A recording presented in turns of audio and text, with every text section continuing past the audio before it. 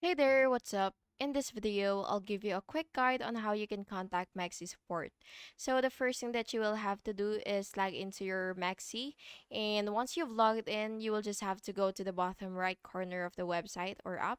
So it's right here, which is you will look for either submit a request or um online customer service. So it really depends on what you need. So if you would want to type your question in the live chat, then you will just have to click the online the online chat service, and then you will just have to complete all this captcha so that you will be able to actually use it.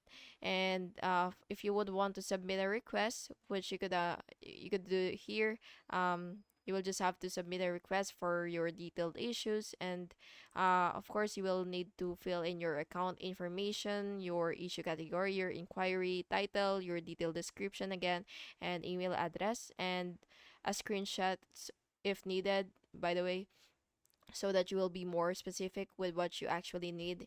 And yeah, that's basically just it. And then you will have to submit once you're done, and you will check your email inbox regularly for updates. And yeah, I hope you found this video helpful, and if you did, please make sure to like and subscribe for more videos like this. Thank you and have an awesome day.